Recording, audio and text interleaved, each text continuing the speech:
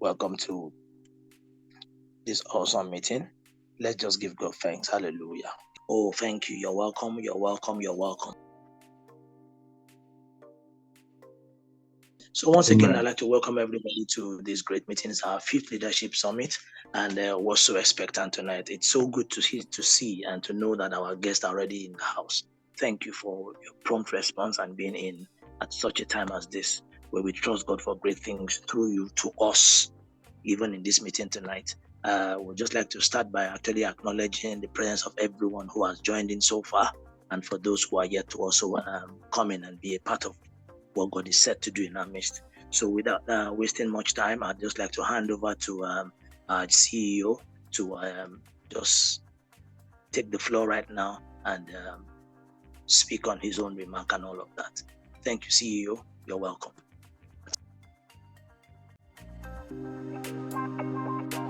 Sir, Pastor Ayodeji Ajakwana, our Ambassador of Ministry Support Initiative. You are welcome to our 5th Leadership Summit. We started our summit in 2022 under the unction of God. We started with Leadership, a Faith Perspective, which is one of the books that we've written. And then after that, we did Successful Leadership in September of the same year, and then which is another book that we've written. And then last year we did Successful Leadership in March, and in September we did Transformational Leadership.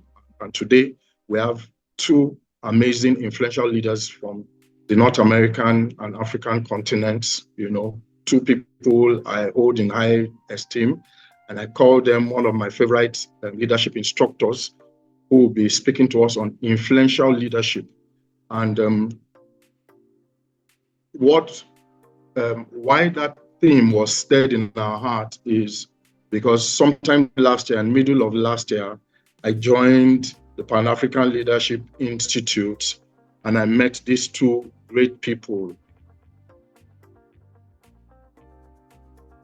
Like a lamp and then put it under a pot. They will put the lamp in a high place. Everybody who is in the house can then see the light from the lamp. You must be sure that your light shines well. Then you will give light to other people. They will see all the good things that you do, and they will praise God, who is your Father in heaven.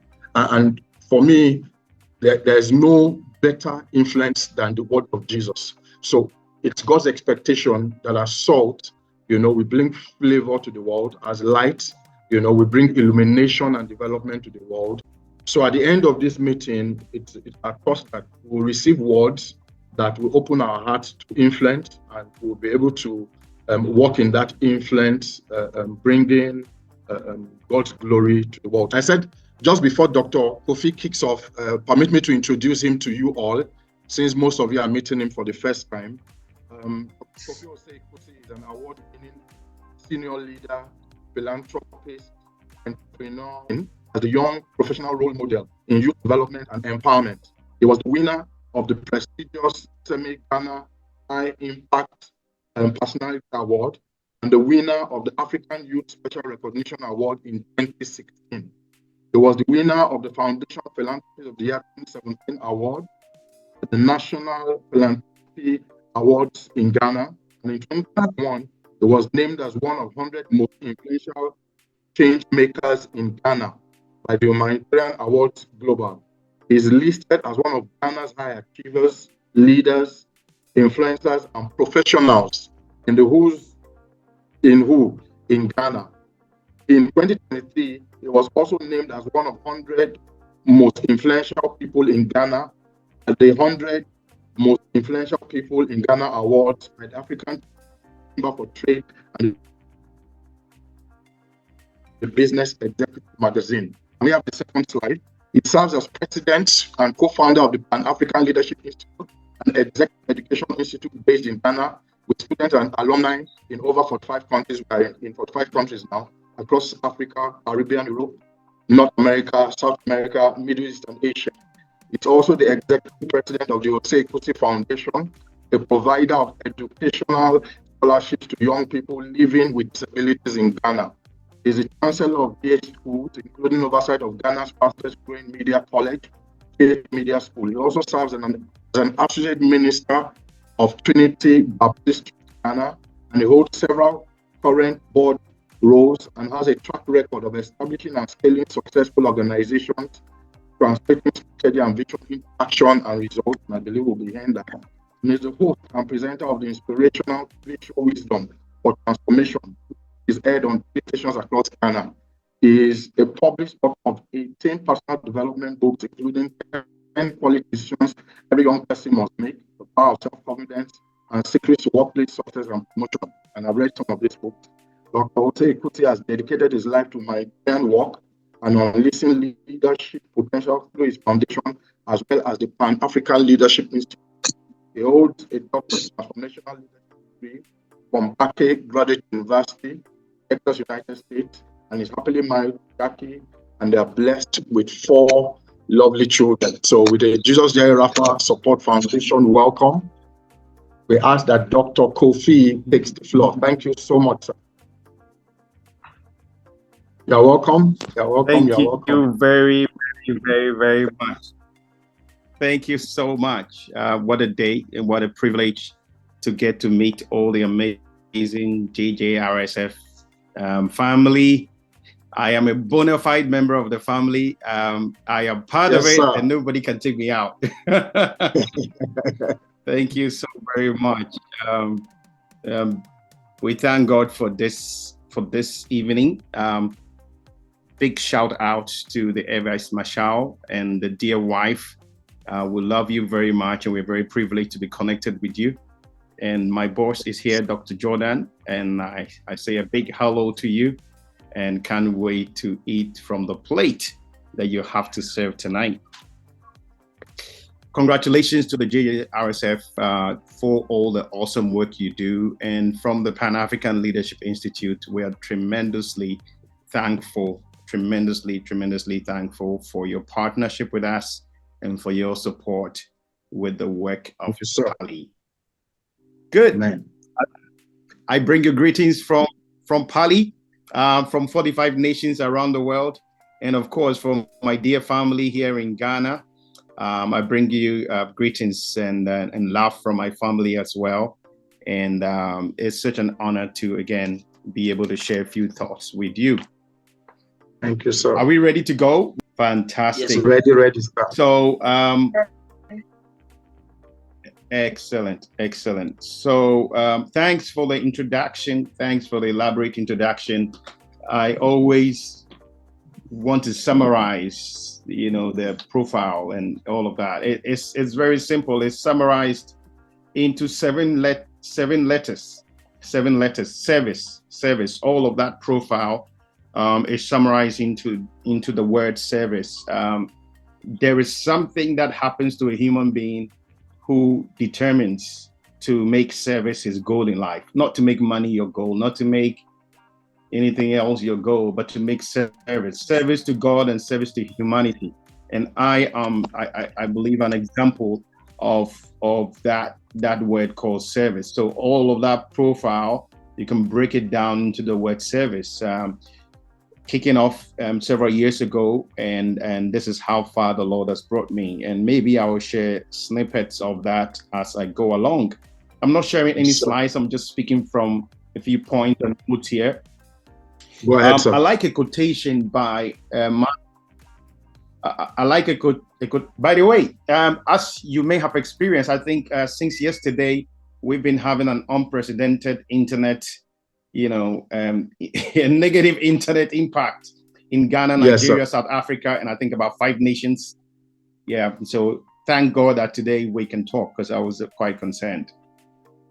So I like a quote from Dr. Martin Luther King Jr., such an amazing man, incredible man. I like a quote from him. He says, "Everyone cannot be famous, but everyone can be great. Your greatness is in your service." Everyone cannot be famous. I mean, in fact, we can't have all the 7 billion people on the face of the earth being famous.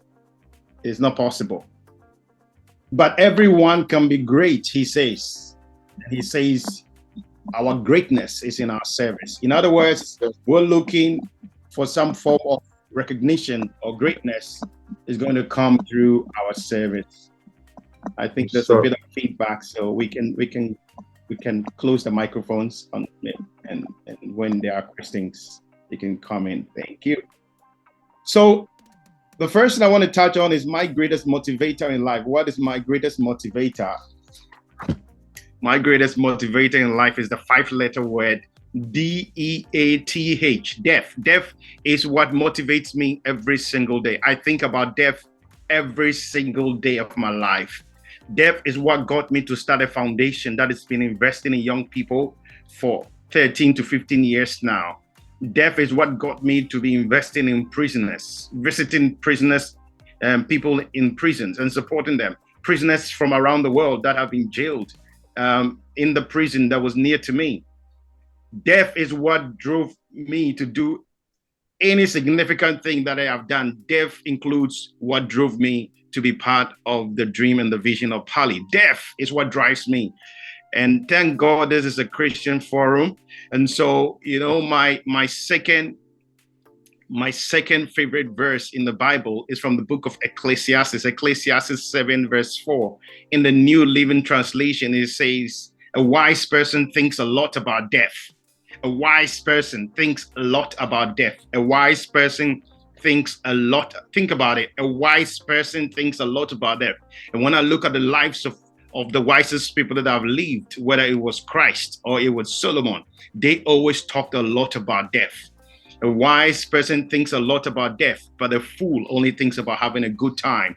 And so death has been my greatest motivator, causing me to think about that every single day and saying that if today was my last day, what would I do? And I connect that with service. And that connects back into the topic that we are conversing about today, which is cultivating influential leadership. My question to us today and to you today is, what are you looking for? What are you looking for?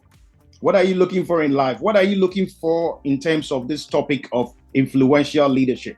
What are you looking for? What are you looking for in life? I don't know about you, but years ago, I used to want to be a billionaire. And years ago, I used to want to be one of the richest people that ever lived. Years ago, I used to really, really want to be. And there's nothing wrong with that. And please hold on to it. Don't give up on it if that is still what you want. But right now, as I'm speaking to you, I've crossed that place. What I'm looking for is to serve. All I'm looking for in life is just to be a servant. My dream is to be a servant. My hunger is to be a servant. And in fact, not just to be a servant, but even to be a slave. Distinguished people of God, and we're going to get into this conversation about cultivating influential leadership. So maybe let me first get to what is influence. What is influence? For me, influence is a subset of leadership.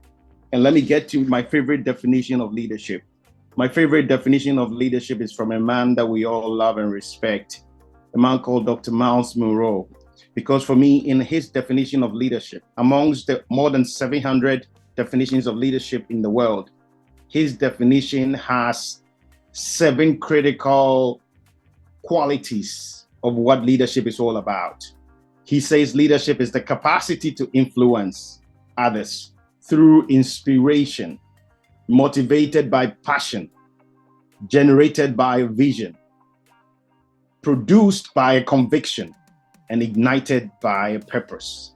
I think I should share this slide on the screen, but let me carry on. There are 7 key things. Leadership is capacity to influence others through inspiration, motivated by passion, generated by vision, produced by a conviction, ignited by a purpose. In other words, within the subject of leadership is the capacity to influence. So for me, leadership is all about capacity. Leadership is capacity. And what is the capacity in relation to? Is it capacity of water? I've got a bottle of water here. Leadership is not about the capacity of water. It's about the capacity of influence, or the capacity to influence. And so today we are talking about influential leadership. In other words, the capacity of influence within leadership. In other words, what is your capacity to influence? Leadership is your ability and your capacity to influence. Never forget, for me, leadership is first about capacity. It is first about capacity. I think if we understand the word capacity, we will go very far in our leadership journey. Leadership is about capacity. And you know, when we say capacity, it comes in many different sizes. It comes in many different dimensions. And so when we start with water comes in 500 ml. And then we have, 1,000 ml. We have buckets of water. We have barrels of water. We have dams and lakes of water. In other words, the capacity of water, is not the same. They are different levels of capacities. And so is leadership. All of us on this call today carry different capacities of leadership. We all have different capacities of leadership. And so we're talking about what? Influential leadership. Influential leadership. So leadership is all about influence, but it is your capacity to influence others. In other words, if your capacity for leadership is big, you're able to do a lot more. If your capacity for leadership is small, you do little things. And the good news is that the capacity of leadership is expandable. It's expandable. Well, I'm used to interacting on Zoom, but let me just carry on. This is like a sermon, right? Let me just carry on. Are you there? Yes, we're here. All right. Okay. All right. Good. Awesome. So the good news about leadership is that the capacity of leadership is expandable. And so it's not fixed like the bottle of water I have here. It's expandable. You can expand it from this bottle to a bigger one and a bigger one. And so at the end of the day, my goal for this conversation is that we're going to be hungry to expand our capacity for leadership. Many years ago, my sphere of influence of leadership was only within my family. And then as my capacity of leadership expanded, it expanded, to within organizations. And then it expanded to, a regional level within my country. And then it expanded to a national level. Then it kept expanding beyond that and beyond that. And that is the power of leadership capacity. When your capacity to influence expands because you're working on it, your capacity can go all over the world. There is the law of the leadership lead. We can write it down. The law of the leadership lead. The law of the leadership lead. The law of the leadership lead it's a concept by John Maxwell. And again, today we're using the bottle of water. This is a bottle of water, and this is the lid of the water. The law of the leadership lid says that you cannot put water in this bottle above the level of the lid. This bottle cannot carry more water beyond the level of the lid. The lid of this bottle determines how much water it can carry. And so if you pour more water than this lid, it's all going to flow away. If you want to increase how much water this can carry, you need to lift the lid. The law of the leadership lid. In other words, if your lid is at this level, that is how much you can carry. If your lid rises, that's how much you can carry. If it goes higher, that's how much you can carry. So tonight, like I said, my goal is for us to be hungry so that we can lift our lid and lift it higher and higher. This law of the leadership lid is very interesting. If you have an organization or you have a nation that is led by a leader with, say, level 10, and then after the leader with level 10 leads it, and then another leader with, say, level 30 comes into power or takes over the reins of leadership. Within a short time, the law of the leadership lead says that everything in that institution will grow up to capacity 30, just within a short time, because the leader that is in charge right now has capacity 30. And then in a matter of time, you have another leader take over, and that leader has, say, capacity 3. It is just a matter of time. The whole institution and the success and the impact of the organization will shrink down to capacity 3. In other words, the capacity of influence of a leader determines the extent of the organization, the extent of the family, the extent of the institution, the extent of the school, or the extent of the nation. And we see that in our nations. And so when our leaders, when our nations are struggling, it is just a reflection of the kind of leaders that we have in place. If the leaders in place in our nations, in our institutions, in our organizations have very small capacities, then the whole institution, the nation, will just be running at the level of the capacity of that leader. Anybody agrees with me? You can put a comment in the chat room. Definitely, sir. Everything rises and falls with I like a quote. Thank you, sir. I like a quote from Professor Stephen Adai. He says, leadership is cause, everything else is effect. Why is leadership so important, distinguished people? Leadership to me is the most powerful force on the face of the earth. Nothing significant happens until the action of a leader. We're not here by accident. We are here because God placed a vision in the heart of a man and a wife. And by that vision, by that leadership, we're all here today. Leadership unleashes the fullness of your potential. In other words, every single one of us carries potential in us. But your potential is only going to flow out determined by the size of your leadership capacity. So if the size of your leadership capacity is as thin as this pen, it doesn't matter the force inside of you. It's only going to flow through this pen by this size. But if the size of your leadership capacity is huge, then the potential in you is going to flow with force to the world. Every one of us in this room today is loaded with divine potential, but our leadership capacity determines how much of that potential is going to flow out of us. Every society is crying for great leadership. Leadership is the greatest cry of every nation and of every society. Now, let me touch on, if I could interact with you, what are some of the ways that we can expand our leadership capacity? And again, the things I'm sharing with you today are not things you don't know. They are things we all know. So I'm only here just to remind us about things that we all know. But the question is, the problem that you and I face is the problem of our leadership capacity. If you get all that I'm trying to say and repeat, the problem that you and I face is the problem of our leadership capacity. I don't know about you, but I am so hungry to expand my leadership capacity. I haven't started expanding my leadership capacity yet. I am still at ground one. If I can keep expanding my leadership capacity, if I can keep stretching it, if I can keep stretching my bottle, it's a matter of time. I can run the world. If you can keep expanding your leadership capacity, it's just a matter of time. You will run your nation, you will run the region, you will run the world. And God is looking for leaders. God is looking for leaders. And so what are some of the ways that we can expand our capacity? Because at the end of the day, I believe that this gathering is to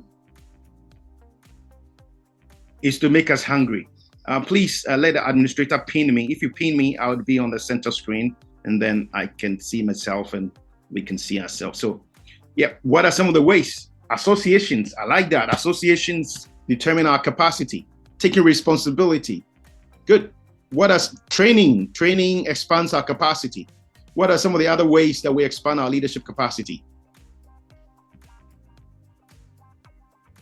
Some said invest in self-improvement and leadership development. Absolutely. Knowledge, not knowledge. It's all connected. And so for me, number one, the way you expand your leadership capacity is number one, a hunger for leadership, a passion for leadership, a passion for self-development. Because as a leader, you are not going beyond the level of your head, the level of your knowledge, the level of your skills. It is a hunger and a passion for leadership development. Are you hungry for leadership? When I hear anybody talking about leadership, I don't let them finish pronouncing the word leadership. As soon as they start I am there jumping for the knowledge and the skills and the wisdom that is being passed on within this leadership space. And so it includes a passion for leadership and self-development, courses and training programs, reading, because leaders are readers, mentoring. Mentoring is very important. And even more important for me is coaching. Get a great coach to coach you.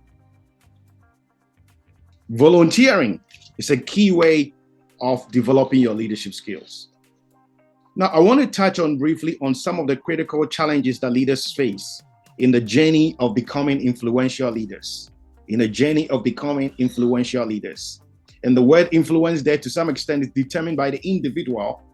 Maybe your influence to become famous, maybe your motivation in terms of influential leadership is to become, the biggest this or the biggest that. For me, mine is just to become a servant. Is to become a servant of leaders around the world. How do you define influential leadership? We cannot impose the definition of influential leadership on everyone here. Everyone must determine the kind of influence and the extent of influence that they want to have. But I do want to have a global service influence, which is the ability to serve people around the world. But what are the major challenges that leaders face? You can list them down. Number one, the first challenge, not in any special order, is a lack of preparedness for uncertainties. To be an effective leader, you need to be ready to face all forms of uncertainties. And lack of preparedness of uncertainties is one of the biggest struggles that leaders face.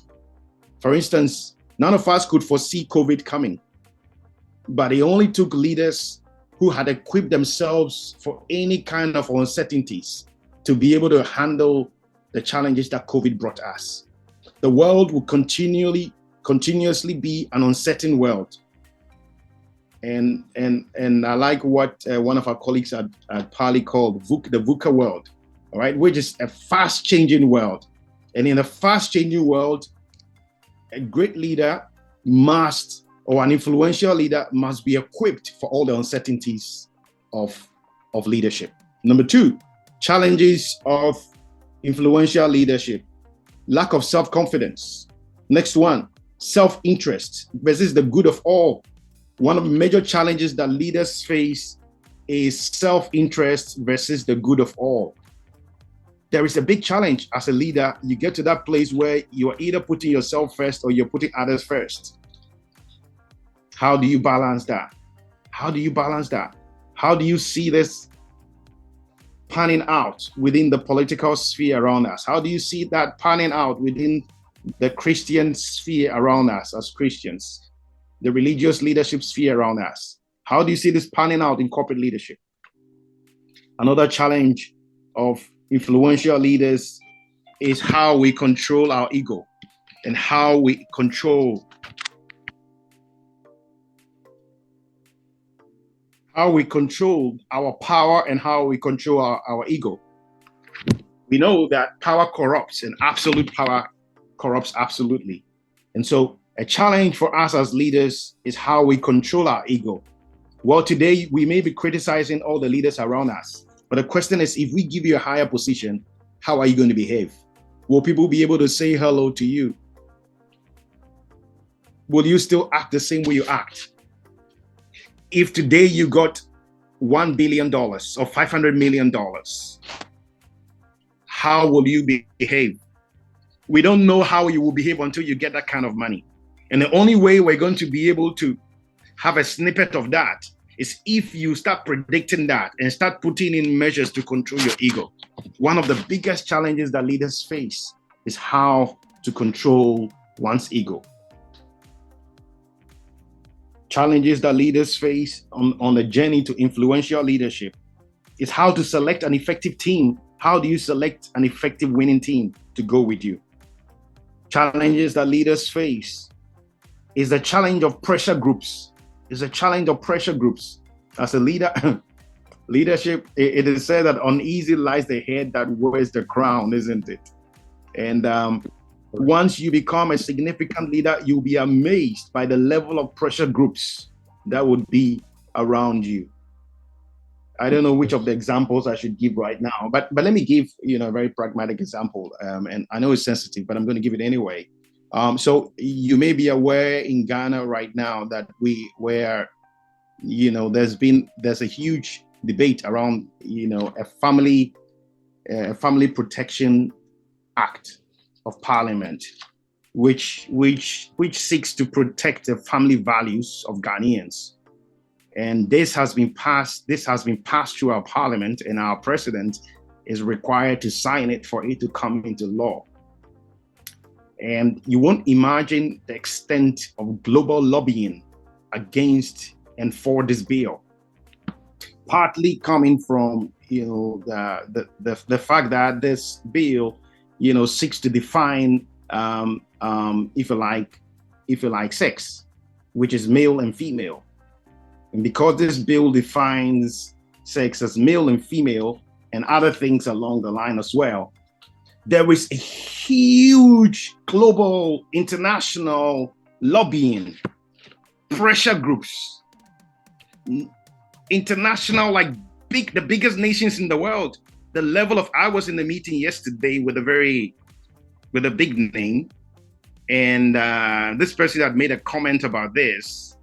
I won't say which side the person supported. The person isn't quite on my side in some respect, whatever way, anyway. But this person made a comment, and all of these international bodies, all of these ambassadors from these big nations are all messaging her. This is an important person, but nobody's reaching out to her until the person makes this statement. The point I'm trying to make is this. In leadership, and the higher you go, there are a lot of pressure groups that are going to be pressuring for and against every single policy and every single strategy that you want to put in place. It does not only happen at the national level, it happens at the church level. And we have one of our biggest church leaders in Ghana make a comment on this bill, and there's a whole debate about it. Anyway, I'm sure you're getting my point. Even at the organizational level, there are a lot of pressure groups. So the question is, are you ready for the pressure groups that are in society? Are you ready for the pressure group that are in family? Wherever you find yourself, to be an effective leader, you're going to be dealing with pressure groups. Do you have the mindset? Do you have the strength? Do you have the tenacity? Do you have the emotional intelligence to be able to deal with all of this? I wish I could ask someone on this call today, have you ever had an experience where you're making a decision and you received a lot of backlash, or you're on a particular leadership journey and there was a whole pressure group trying to come and put pressure on you to influence the decision that you're making? Anybody here? You can raise your hand. How do you deal with opponents? How do you deal with your opponents? It's one of the challenges that you will face as an influential leader. So that's why I started by saying, I don't know what you would think about influential leadership. I don't know the picture in your mind of influential leadership. But if influential leadership is about having an extensive global influence or extensive national influence, then it's not a bed of roses. It's not a bed of roses. You are asking for trouble. You are asking for challenges. Leadership is not a bed of roses. Leadership is equipping yourself for the challenges that confront leaders. How do you deal with your opponents? How do you deal with your opponents? And this is where I get into scriptures, and of course we're in scriptures anyway. But if you look at the life of Christ, who for me today is our biggest and is our number one, is our greatest example of leadership and of influential leadership. Born in a manger, and yet his influence is everywhere today. Born in a manger as a son of God and a son of man, and his influence is global today. Yet how did he deal with his opponents? Today in our churches, today, we kill our enemies. We cause our enemies to die. We pray to destroy our enemies. We pray the Davidic kind of prayers. Meanwhile, we are not Davidians. We are Christians. We are supposed to be following Christ.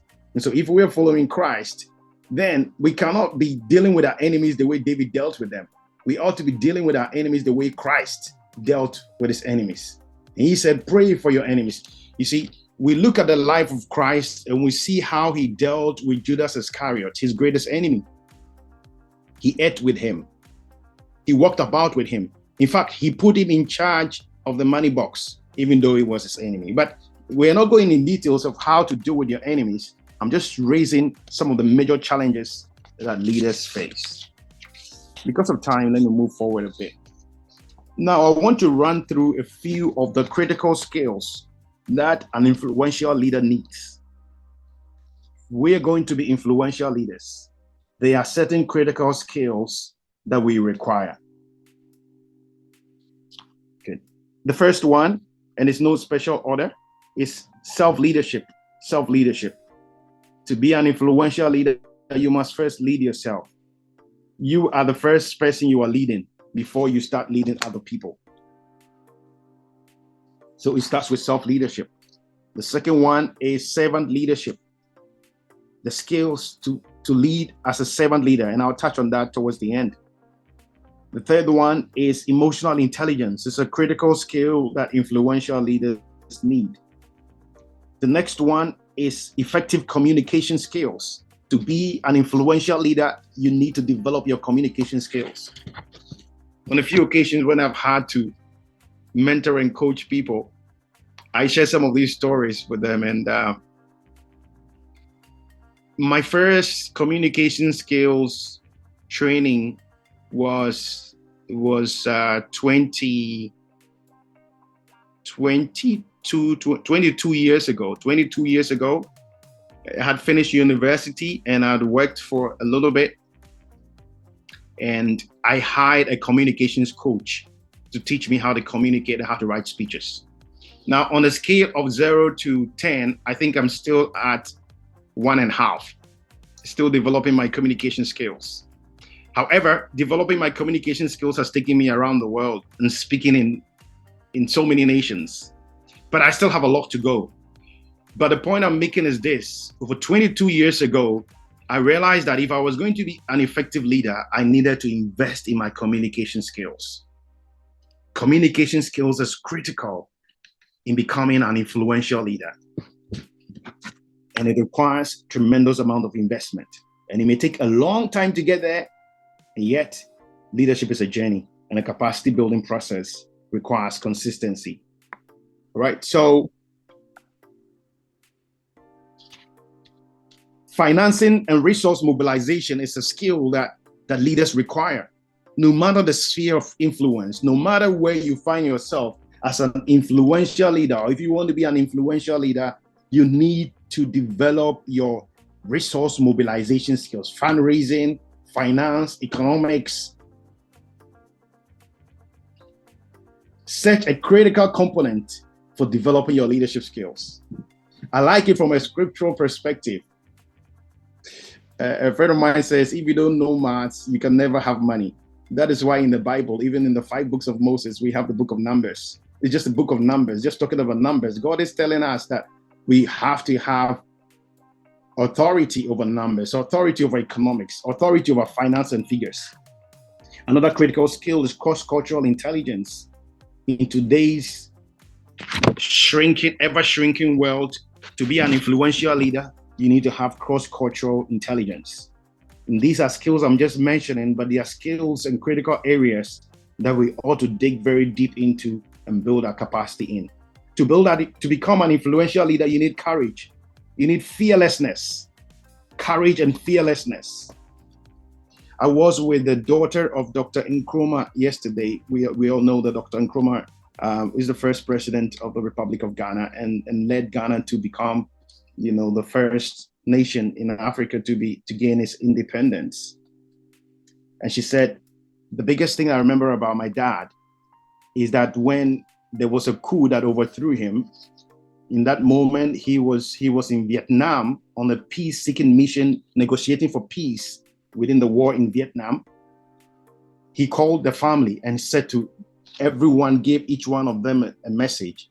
And he said, when my dad called and it was my turn, he said to me, Yaba, do not be afraid. Do not be afraid. And as she said that, my mind just raced back to the scriptures, the same word that the Holy Spirit and our Father and Jesus would always say to us, fear not, fear not. And yet, leaders are full of fear today. If you're going to be an influential leader, you need to develop the capacity not to be afraid. It is a mindset of fearlessness, because there are going to be many things coming our way as leaders. One of the most critical skills we require to be influential leaders is humility skills. Humility skills. And it's a whole subject on its own. It's one of the greatest challenges that we face, because as Jesus said to us, he that will want to be great or will want to be influential, he or she must first humble himself. Many times a day, I have to tell myself, I humble myself. It's something I don't say to everybody. I just say to myself, I humble myself, Lord. I humble myself, Lord. If I got some big compliment somewhere, I just shout it in my head, I humble myself, Lord. There are many tools and many skills that we need to put inside ourselves that would keep us humble, because God opposes the proud, but he gives grace and favor to the humble. If you're in class today, and if you're here today, say amen. Amen. Amen. If you're going to be an influential leader, you need to embrace wisdom. Proverbs 4:7, wisdom is the most important thing. Therefore, get wisdom. And in all you're getting, get understanding.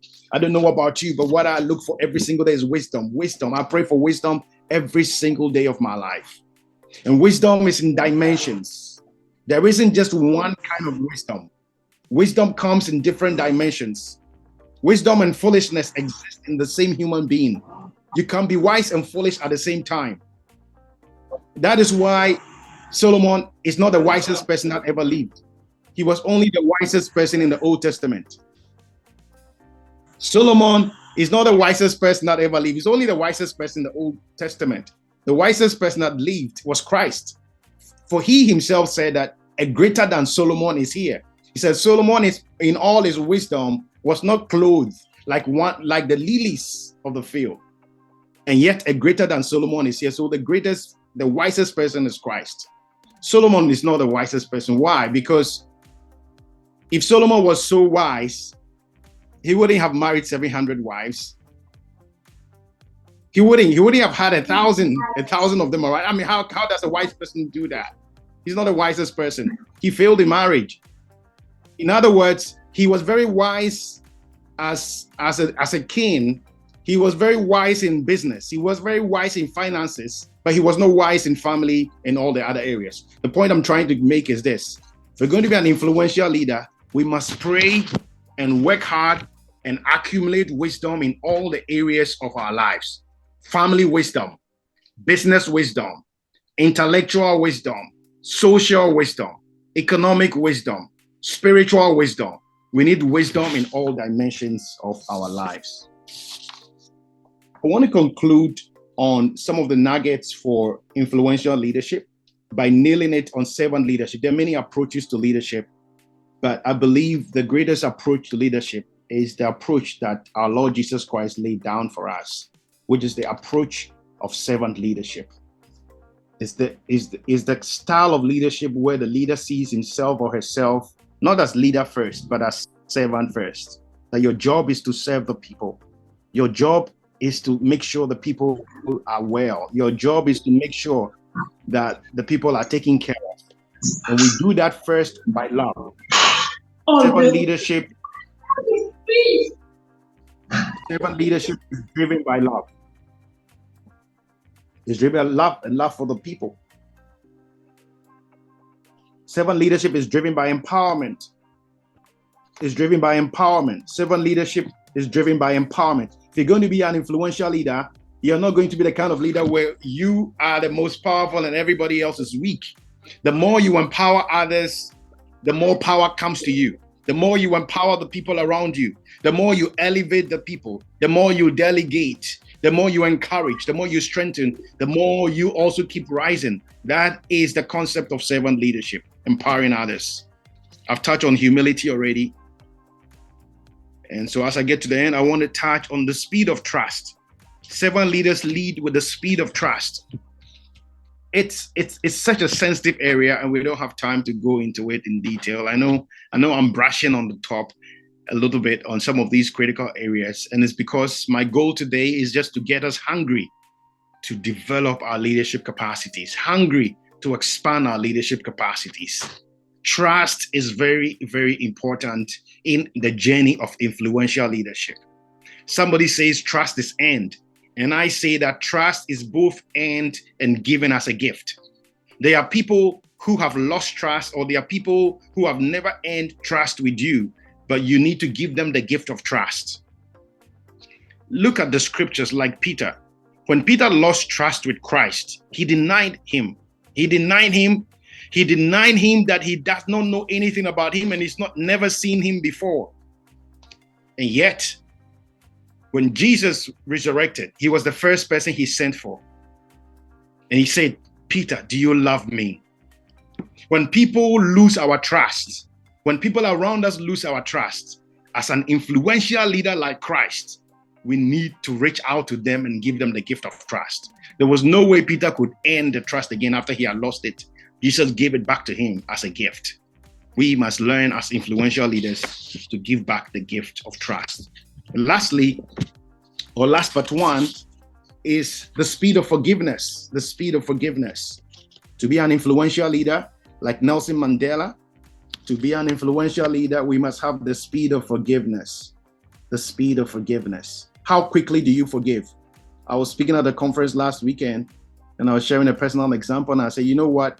Some time ago, when someone did something wrong at me, it could take me up to a year to forgive. And then I had to pray about myself and I had to work hard on my mind and on my heart and brought it down to about 6 months. And I kept working on it, brought it down to about a month and kept bringing it down and down until the place where, by the grace of God, if someone sinned against me, I should be able to forgive the person in 5 minutes. But ultimately, to get to that place of Christ, where even before somebody sins against you, you're forgiving the person and let them go. To be an influential leader that we are talking about today, it requires the speed of forgiveness.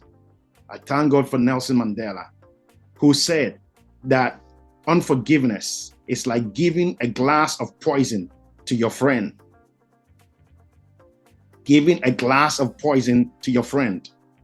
And when the person drinks it, the person's expecting that you will die. It is who drank the poison that dies. In other words, when you take bitterness, when you take the offenses of people into you, you are the one going to be destroyed and not the other person. Finally, if we're going to become influential leaders, we must be leaders with integrity. Leaders with integrity. There are 3 kinds of integrity. There is internal integrity, there is external integrity, and there is the image of integrity. To be a person of integrity, to be an influential leader requires that we are people of integrity. And having all these 3, internal, external, and the image of integrity. Internal integrity is when you do the right thing when nobody is looking at you. When nobody's there and you discipline yourself and you do the right thing, you have internal integrity. If nobody's there, nobody's going to catch you and you still speak the truth. If nobody's there, nobody's going to catch you and you're still accountable, you have internal integrity. External integrity is when you do what you say you will do. When you make a promise, you keep it. And then the image of integrity is when you balance all the aesthetics about you and make sure that people are not getting the wrong signal of integrity about you. Because like our elders say, the head of a man is not like a pawpaw that you cut and look inside. Nobody can see inside our head. People can only judge us by the things they see around us. And so to be a person of integrity, you need to manage some of the social things that happens to you. And so there are some things that may not be wrong, but it can give a bad impression about whether you're a person of integrity or not. And so an influential leader must watch his or her level of integrity. All right, distinguished leaders, I want to thank you very much for giving your attention today as I shared on a few thoughts on influential leadership. I started by talking about my greatest fear. And then I spoke about what leadership is all about, which is the capacity to influence. I did touch on the leadership lead. I talked about the importance and the power of leadership and how leadership can move you from just being at the local level into being at a very global level. I talked about the fact that you have to define your own level of influence. Nobody can impose that on you. I have my own definition of influence. You ought to have your own definition of influence. But this influence ought to be in the sphere of service, and that all leadership must ideally be driven by service. I talked about, or we discussed how we can expand our leadership capacity. And then I talked about some of the critical challenges that leaders face on the journey of becoming influential leaders. And then I touch on some of the critical qualities and skills and areas that leaders need to develop in order to become truly influential leaders. Critical skills and areas that we must all develop. The areas that I am still developing, I would develop these areas for the rest of my life. And the areas that every leader that seeks to be influential must continue to develop. And then towards the end, I talked about servant leadership and mentioned that servant leadership is about seeing yourself as servant first before being a leader. Now, they talk about the fact that servant leadership is driven by love, is driven by empowerment, empowering the people around us. It's also driven about humility and driven by the speed of trust, the ability to give trust to people as a gift. And then in conclusion, I touch on the fact that to be an influential leader, you need to have, or to be a person of integrity, have all the three kinds of integrity, which is internal, external, and then the image of integrity. Thank you very much. And then I'm very happy to take any questions. Thank you. Thank you. Thank you so much. So what do we say to Dr. Kofi? Can we see some people clapping? Thank you so much, sir. Over to Pastor Deji for the Q&A. Thank you so much, Doctor. It's been a tremendous experience listening to you. I'll just run through questions that I have, and just for the benefit of others, if you are able to send the questions directly to me, just DM them to me. I have one, and if you want to put it on the chat column, I'm sure Dr. Kofi will be able to see that also, and we can deal. So let me just take the first one that I have here. Excuse me. It says, my question is, what is the wise way to navigate being with a leader who has low leadership capacity in relation to what you said about the law of the lead? Let me take that again. What is the wise way to navigate being with a leader who has low leadership capacity in relation to what you said about the law of the lead?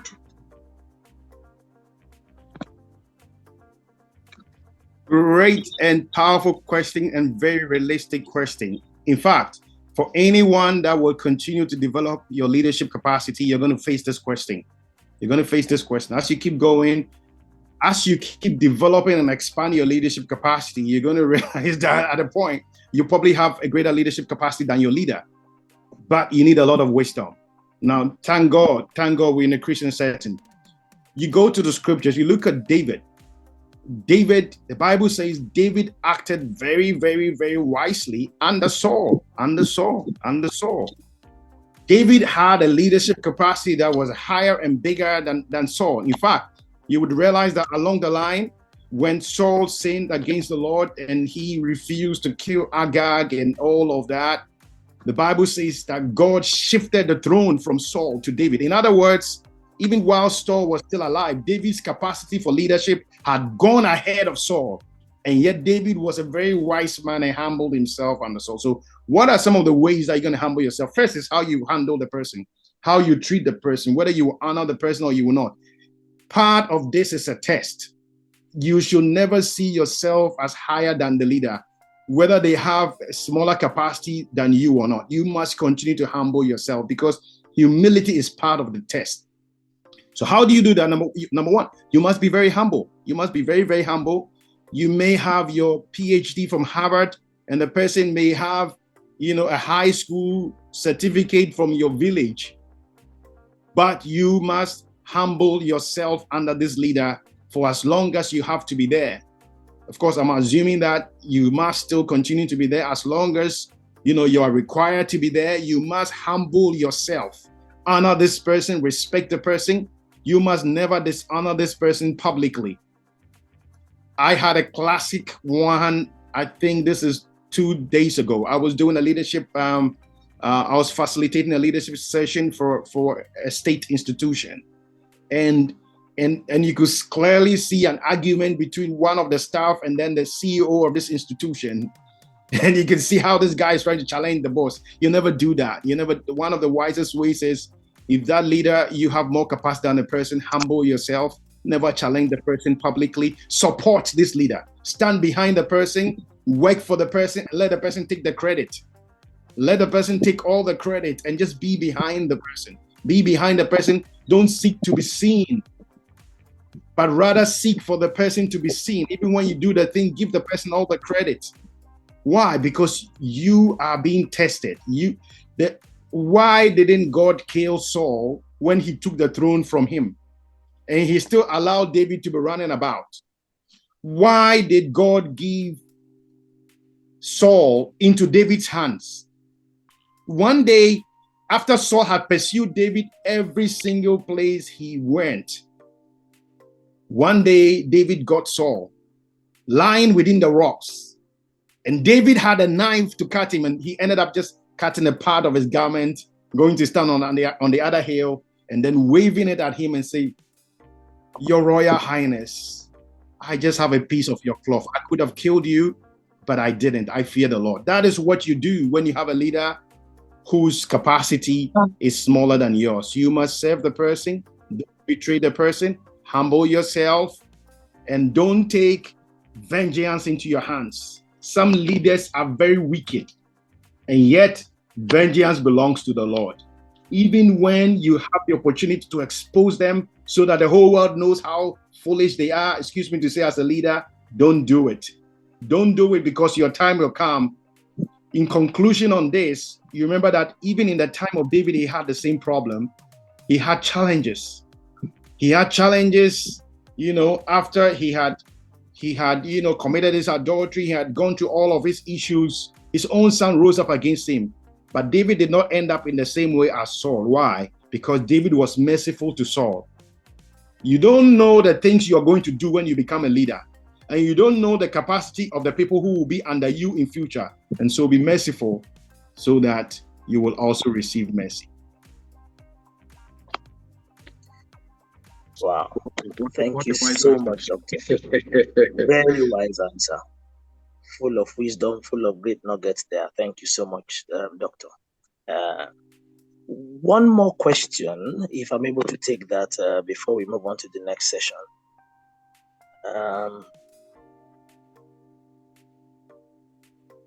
Okay, there's a comment on the section here, I think just to buttress the point you've just said from our next guest speaker. She said, read the book Leading from the Second Chair. Wow. So I think that's an assignment for all of us to go and read that. I couldn't agree with that. Sorry? Yeah. I couldn't agree more with that. I remember delivering a talk on leading from the second chair. I couldn't agree more with that. Yeah. Oh, praise God. So I think our second speaker is already bursting with energy and putting in some great input here. Thank you so much. Thank you. And so please, let's note that Leading from the Second Chair, it's a book to look out for. And I think that should also shed some more light into that. One more question, if we can take that really brief. Doctor, you've worked with people with disabilities. It's part of what we see on your dossier. How have you been able to handle the challenge of in that scenario, in that setting where you have to work with people with, those disabilities? How have you been able to navigate your way to make the impact you've made so far in that regard? Well, thank you very much for that. It's been such an honor to work with people with disabilities or physical challenges. They prefer to be addressed as people with challenges. It's been incredible. But how have I managed? It's God. It's just God. It's absolutely God who plays that love for people with physical challenges. So it's a whole story, and I don't want to get into that. After university, I started working with an organization called Sight Savers International that were working with people with blindness and all of that. And that got me excited about this area. And I have been working and supporting people who are deaf or blind or, with all of those challenges for many, many years now. And it's just love for them. It's just love. And then too, there's so much that you learn from them. My children, I call them my children. My children who are They are so intelligent. I have a son. He's blind. He's a final year student at the University of Ghana, and he's been on our foundation scholarship scheme for the last 10 years. He's called Emmanuel. He's published 3 books. He's a final year student. He's published 3 books. You should check out his personal website. He's developed a database system for all the high schools in Ghana. This is a blind boy, and yet his IT skills. Yes. He Come out. was Okay, thank God he don't come out. Sorry, No, please. wait, man, come out to abeg. Is there a child in there? Is there? Okay, man, come out. Pastor Rindaps, please mute yourself. Thank you. Good. So yeah, he was in Spain last year, and as the top Spanish student at the University of Ghana going there. So it's just been exciting. It's just a love for them, and lastly, it's also about breaking our mindset. Many of us only have a similar group of people around us. You don't have if you are here today, you don't have a friend who is blind. You are missing out. Please go out from here and go and find a blind or visually impaired person and make that person your friend. You will learn much more than you have ever learned. If you never have a friend who is deaf, go and make a deaf friend and go and learn a few words in the sign language. If you never have a friend who uses clutches, go and find one. In conclusion, one of my daughters who is blind last year we've seen her through school, and she's graduated with a degree in education. Last year was appointed by the United Nations Development Program in Ghana as one of their youth ambassadors for Ghana. Now, she said to me that, you know what, when I go to churches, nobody ever says hello to me. She sits there as a blind person, goes to the service, and has been in churches for years and weeks, and nobody ever says hello to them. If there is no blind or deaf person in your church, you are a problem. Go and find somebody. They are there. 1% of the population around Africa are either blind or deaf. 1% is a huge number.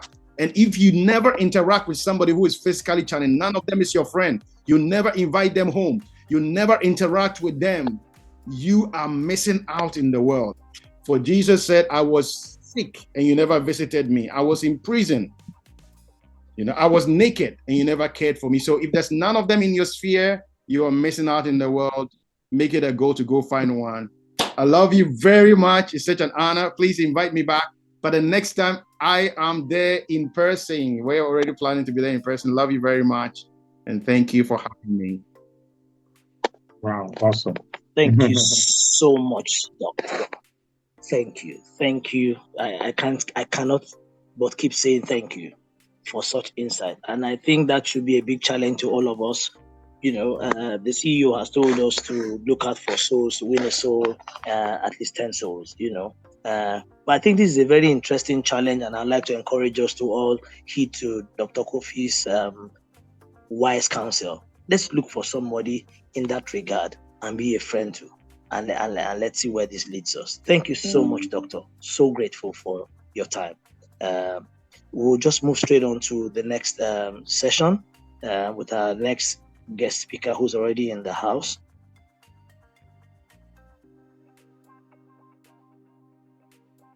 We have Dr. Paulette Jordan in the house.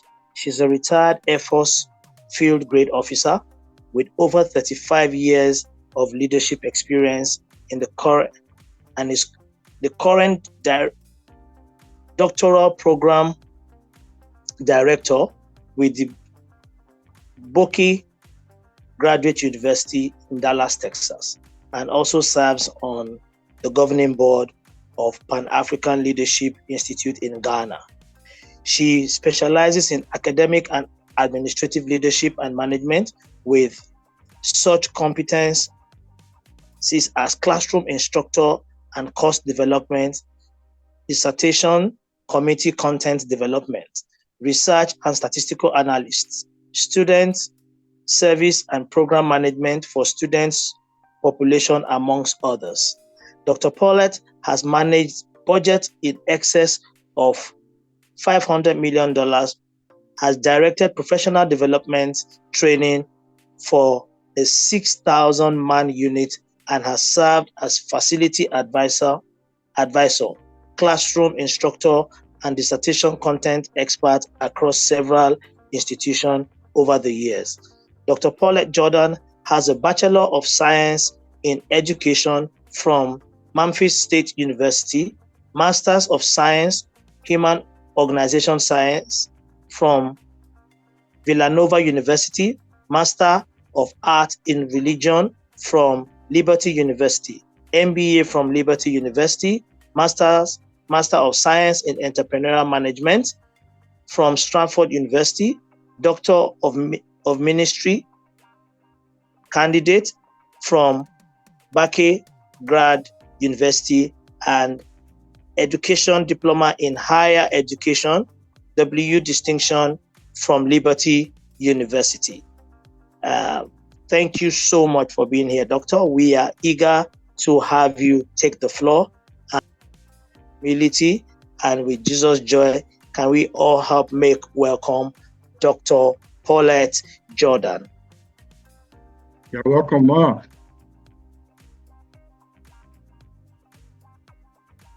Thank you, You're sir. welcome. What a wonderful introduction. I don't think I've heard all of that stuff in a long time. So thank you all so much. It's an honor to be here and to share with you. And I was just so blessed to sit through Dr. Coffey's presentation. And he's such a smart and brilliant man that he could talk to you for a whole hour with no pictures, with no presentation, and just have solid content. I took so many notes, and it's going to be amazing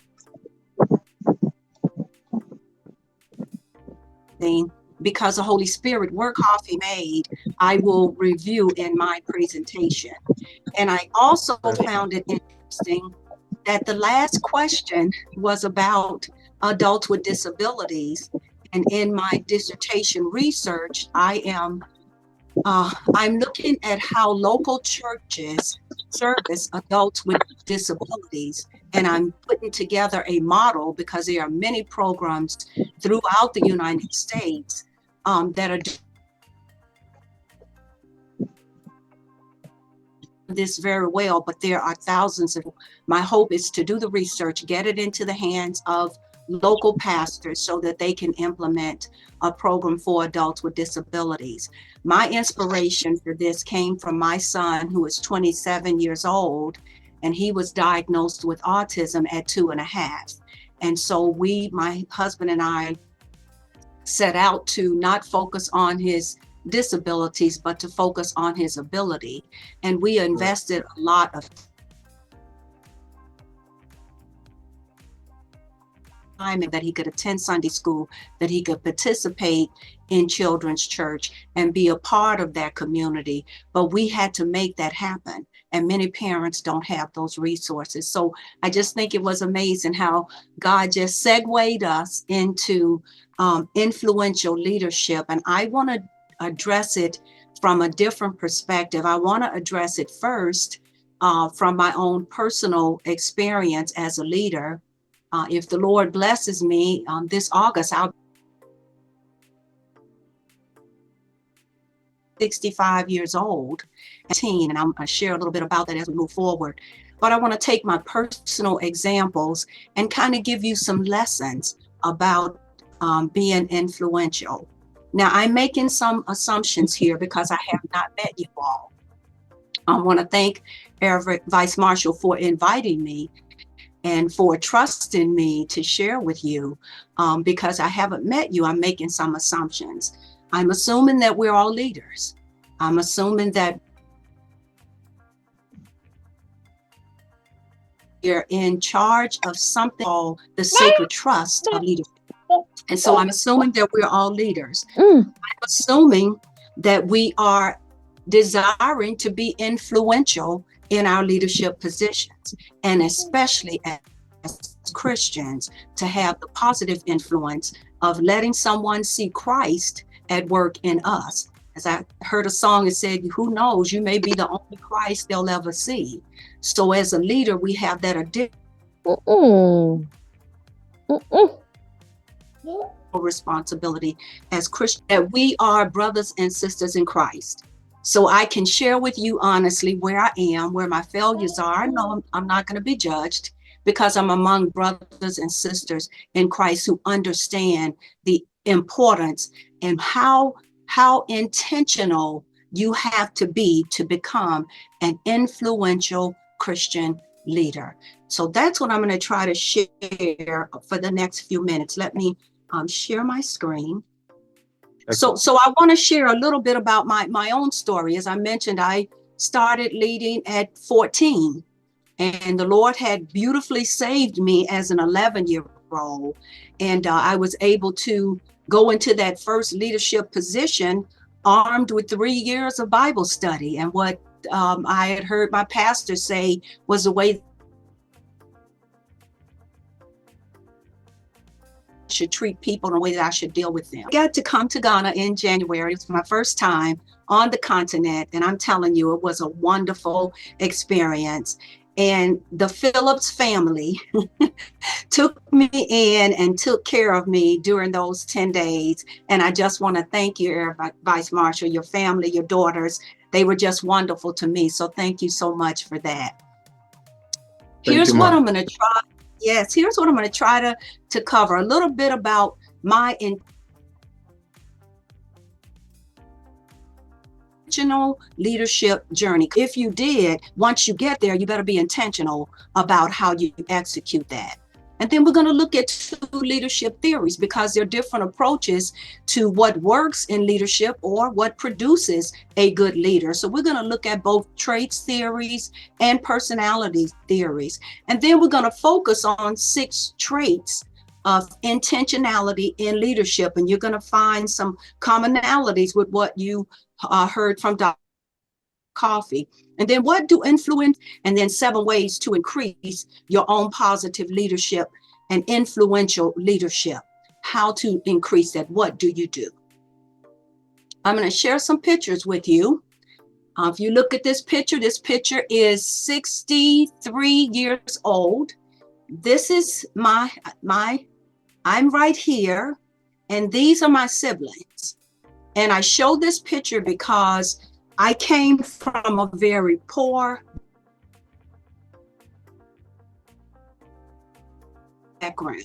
There were many days when there wasn't off because we didn't pay the bill. We had furniture that was in the living room one day and repossessed by the furniture company the next day because we didn't pay the bill. And this is 5 siblings, but there were actually 9 of us. The 4 older ones are not pictured here. The last 4 of us were born 11 months apart. So we shared birthdays. We would be 9 and 10 and 7 and 6 all together until the next one's birthday. So I didn't come with a silver spoon in my mouth. I came from very humble beginnings. And here's my first lesson. Don't let your current surroundings or your historical background keep you from being the influential leader you can be today. Let me say it again. Don't let your current surroundings or your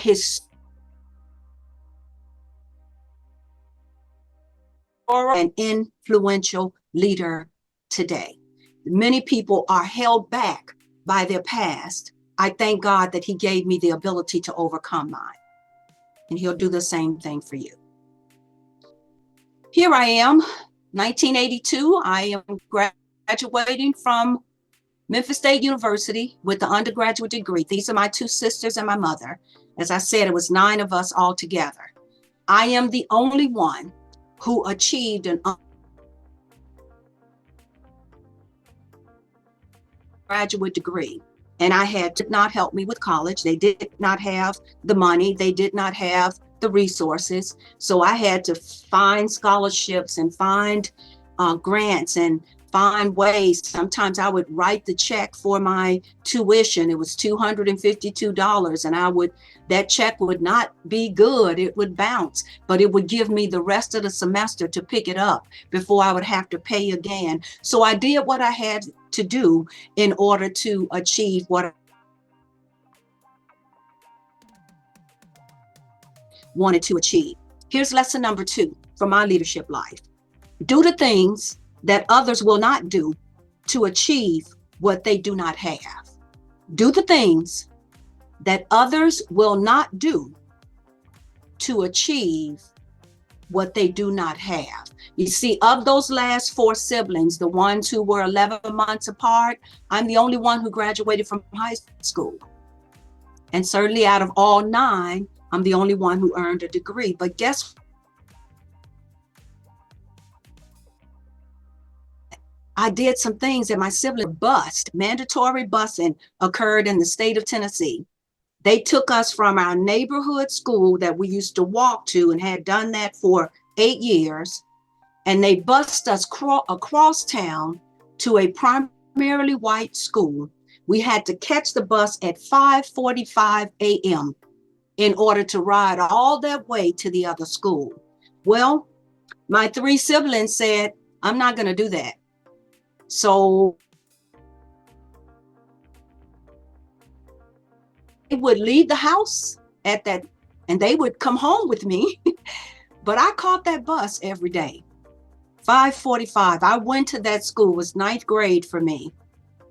And I did well academically. And I caught that bus by myself the whole school year.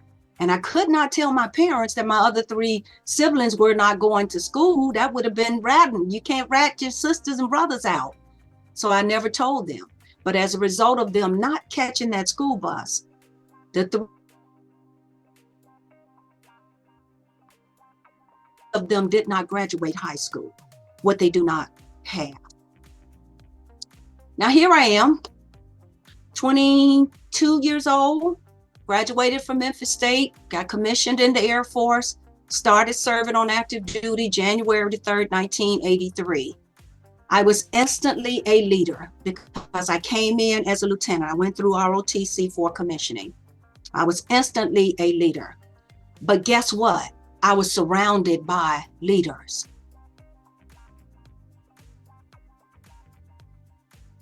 Air Force attracts the smartest of any of the U.S. services. So if you don't score well enough to go into the Air Force, you can still go into the Navy, the Marine Corps, or the Army, or the Navy, Marine Corps, or the Army. So you had to score well. I was surrounded by talent. I was surrounded by leaders. But I was surrounded by talent. And so there was a gentleman who told me, he said, do all of the jobs that no one else will do and do them well. So here's the lesson. And that's what I did. I had a primary responsibility that the Air Force gave me, but I went and I do that needed to be done. And then I did them well. So here's lesson number 3.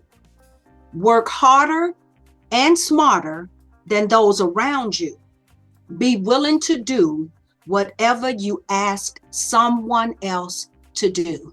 See, it's too many leaders sending people out to do things while they sit in the desk behind the office door. I never did that.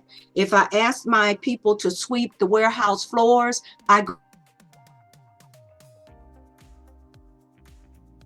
the first broom. If I asked them to see, if I asked them to work until 3 or 4 o'clock in the morning, guess what? I was right there working with them.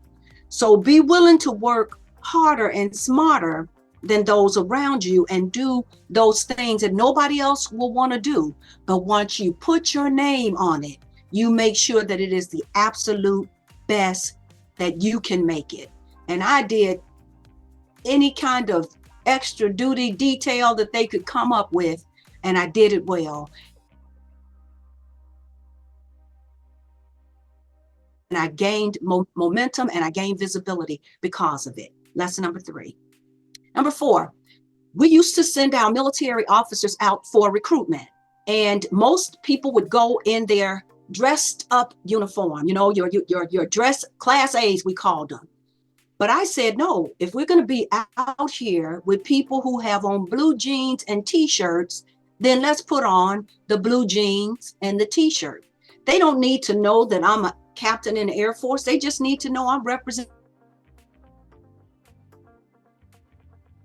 the military. So you do things that others will not do, and you will gain that visibility. You will gain that attention. You will influence those around you. Next lesson. That gentleman in the middle, his name is Colonel Mike Butler. He actually conducted my retirement when I retired from the Air Force. On this occasion, we had won some awards and he was there to present it. Was an 06 Colonel, most senior one on active duty at the time in my career field, which was later. He called me and he said, Paulette, I want you to go back to the desert with me. Now, I had spent the last 4 years, I was in charge of 13 air bases in Southwest Asia. So I had traveled all over that place. I'd spent the last 4 years there, back and forth from that desert. Anything that happened, Kuwait, Iraq, Afghanistan, I was there. And I thank God for the opportunity. But when I retired, this colonel called me. I want you to be a civilian contractor, and you will make, $150,000 in 6 months. And you will be, I'll promote you. You'll be my second in command. And, at the time you just retired, you don't really know what you're going to do next. You're unemployed at that point. It sounded good, but something in my spirit said no to that. Something in my spirit said, do not do that. And so I had to, and he was mentor. He was, I followed it, done exactly what he said. If he said, go here, I went there, take this job, I took it. But when he said that, something in my spirit said no. He returned as a civilian contractor back into Afghanistan. And 3 days later, he was on a Humvee that took a direct IED hit, and he was killed and burned beyond recognition. Now, here's the lesson. You've got to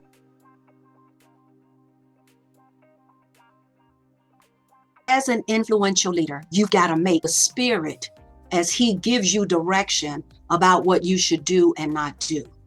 Now, under any other circumstance, I would have followed this man anywhere. But when God said no to it, when my spirit got uneasy about it, couldn't sleep the night that he told me about it, I was thinking of $150,000, what I could do with that in 6 months. But the Lord said no. So I had to make that hard decision. And it's what influence, and you stand your ground.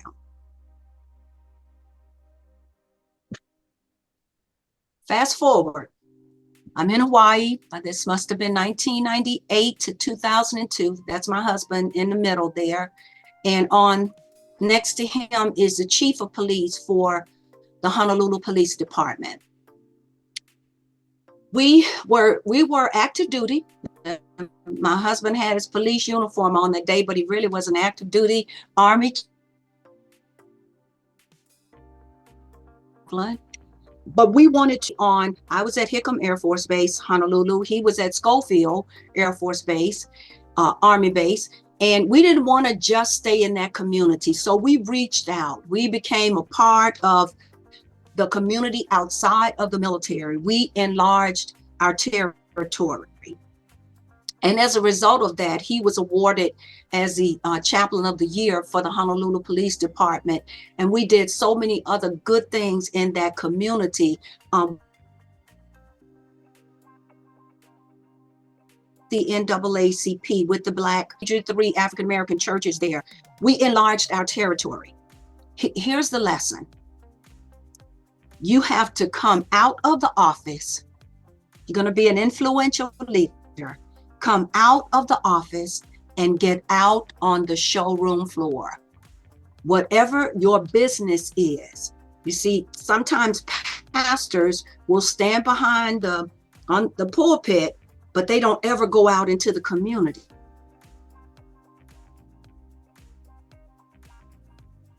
Influence, like the capacity that Dr. Coffey talked about, your influence will be limited because you refuse to have the exposure. You refuse to come out of your comfort zone. So enlarge your territory. Go outside of your primary responsibility. Come from behind the safety of your desk and your office. Go out there and find out, what are people doing and how can I help? Enlarge your territory.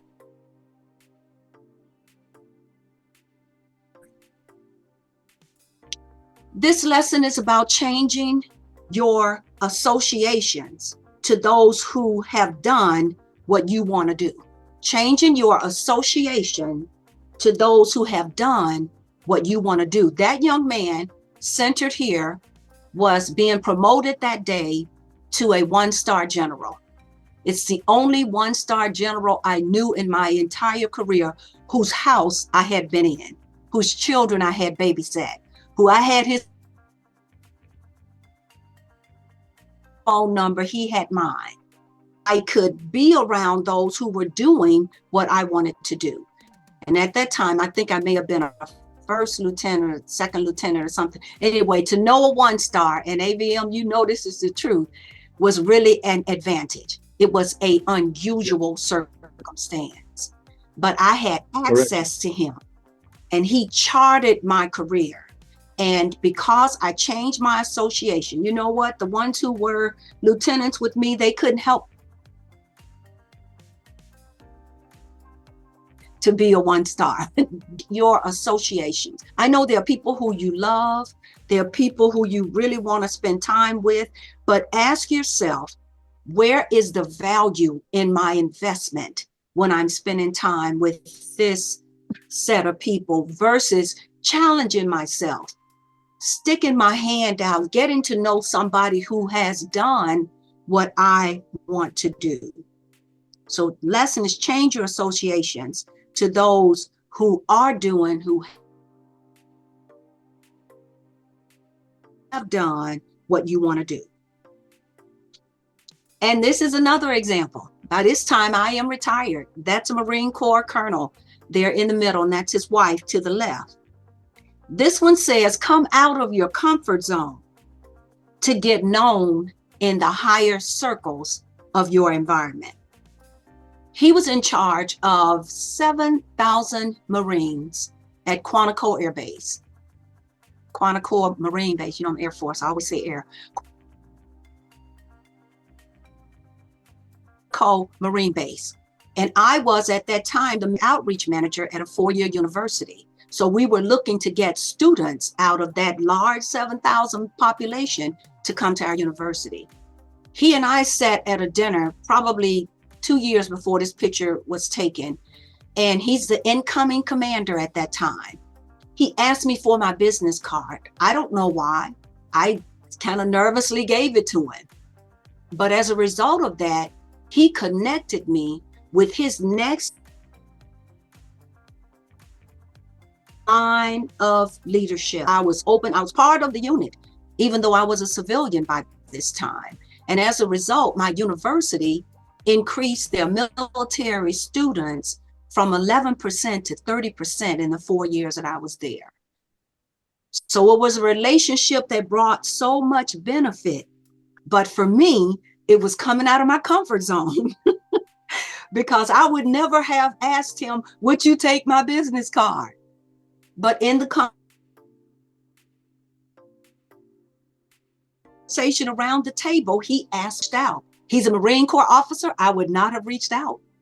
He was an incoming commander who everybody was trying to get to know. I would not have reached out, but he reached out to me. And as a result of our association, I was able to increase our military students by another, 19% in 4 years. Amazing numbers.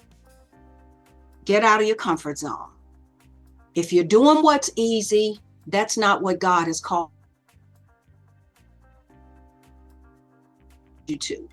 Think of all, it's not easy. was difficult to do, but he equips you as he calls you. Get out of your comfort zone.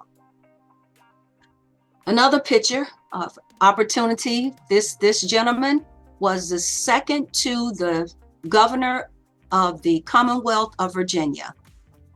And guess who he wanted to come and share with his body about our university? Could have chosen the president. Could have chosen somebody much higher than me, but he asked for me. I would never have reached out to him. I would never have had contact with him. But I wrote a package for a proposal for our university to tie in, connect with a government level program called Virginia Values Veterans, V3 is what we called it. And because we won that year, he invited me to be a speaker, coming out of your comfort zone. So let me just recapture those for you, because I covered things, your current surroundings or your historical background keep you from being the influential leader that you can be today. Number 2, do the things that others will not do to achieve what they do not have. Number 3, work harder and smarter than those around you. Be willing to do whatever you are asked to do that someone else will not do, and do it well. Number 4, make the hard decision. Come out of your office and get out on the floor. Number 6, change your associations to those who have done what you want to do. And then number 7, come out of your comfort zone to get known in the higher circles of your environment. Now I want to switch us quickly to leadership traits, because we've all heard the arguments, are leaders made or are born? Well, this with effective leaders who have influence. And these traits are intelligence. I think Dr. Coffey touched on that. I've got his list here. Intelligence, self-confidence, determination, integrity, and that's a big one for us as Christians, and then sociability, coming out of your comfort zone. So let's look at them real quickly, one by one. Intelligence.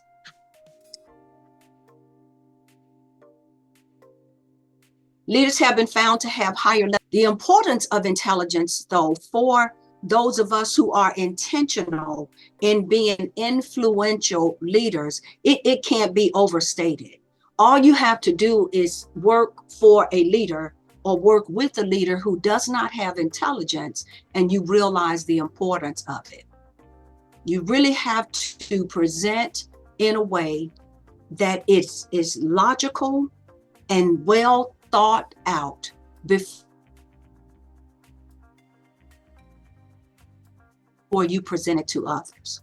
If a leader's intelligence is much higher than that of his or her followers, that means you want intelligent people following you. You don't want to be the only one in the room with intelligence.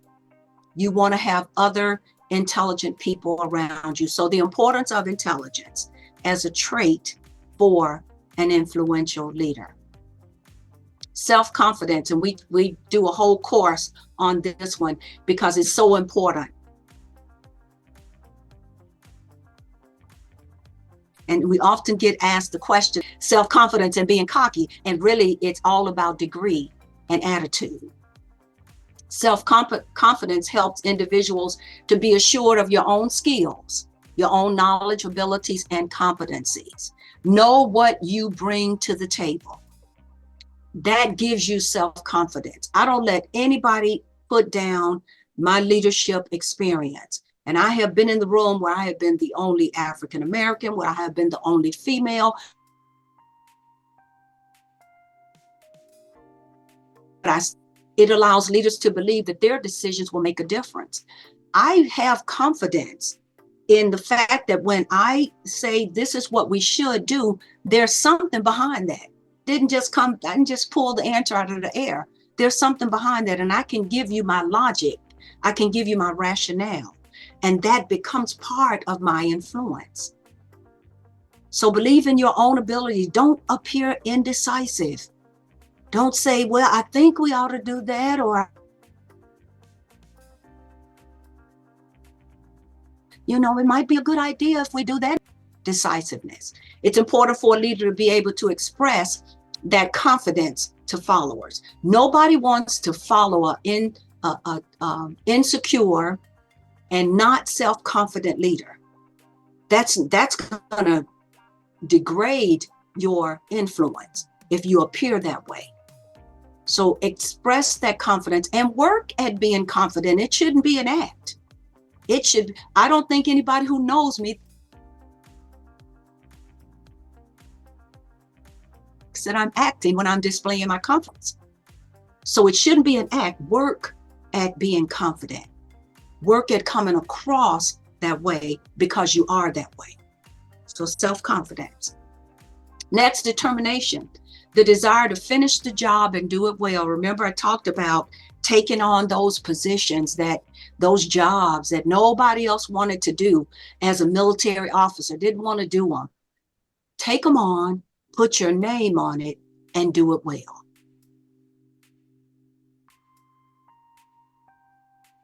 That's determination. It's initiative to go along with determination. Dominance. Sometimes people have a problem with that word as a leader, but God gave us dominion. Think about that root word, dominance. God gave us dominion. And so as leaders, we shouldn't appear to not be able to handle and to take over everything that needs to be handled, everything that needs to be taken over. That dominance. Leaders with determination are willing to be assertive. Assertive is a positive word. To be proactive, thinking ahead, and to persevere when the going gets tough. Your people ought to be able to depend on you to show up when things are not going right. They ought to be able to depend on you to show up when things are not going well. Integrity. And as I said, as Christian leaders, this one has so much. It carries so much weight. It's consistency between what you believe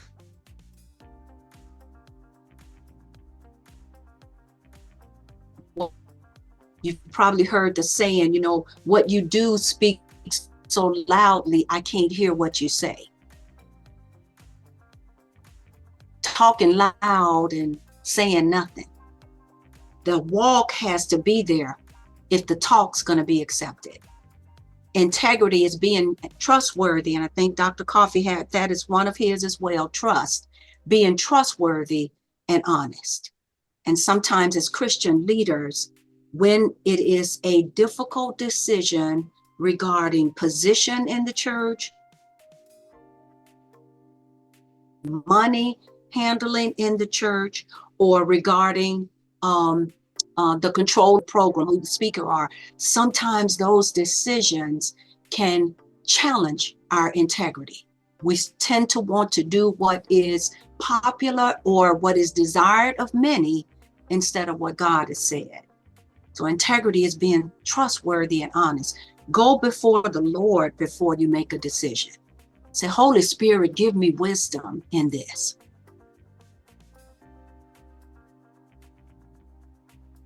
Integrity, taking responsibility for one's actions and then adhering to strong principles. It's not pointing the finger every time something happens. So the buck stops right here. If that's a problem, it's coming to my door, then I intend to deal with it. Lack of leader integrity leads to cynicism on the parts of followers. If they see you continuously say one thing, believe one thing, but do something altogether different, what you do is going to speak so loud they can't hear what you say. And it's going to encourage them, which are all responsibilities for a leader who has influence, a leader who wants to positively influence others, but it will bring about cynicism. It will make them not want to do what God has called them to do. because they're seeing a leader who is inconsistent, doesn't have integrity, doesn't practice and believe what he or she says they believe, don't do what they say.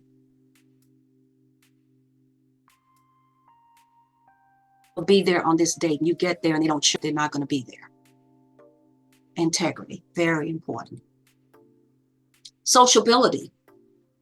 And sociability, talk a little bit about this when we get to personality, because sometimes people will say the greater leaders are those who are extroverts, or, you know, listen, sociability is a practice that anybody can do. Anybody can improve. Leaders who are sociable are more inclined to pursue enjoyable social relations. Doesn't mean, now you have to use wisdom with this one. It doesn't mean that you can't be friends with anybody there. Doesn't mean that you can't be social. You have to be selective in who you're friends with, but it doesn't mean that you can't enjoy them in a social setting. If you're a sociability, you empathetic to the concerns and needs of others and want the best for them. You exhibit friendliness.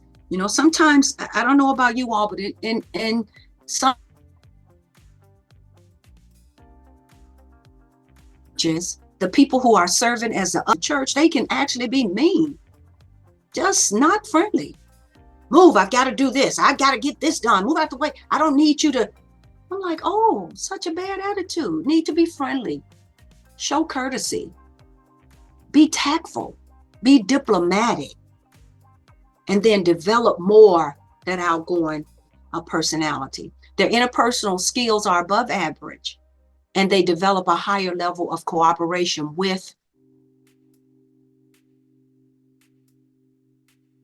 and among their followers. So to get out of their comfort zone, learn how to be a, what we call them, situational extroverts.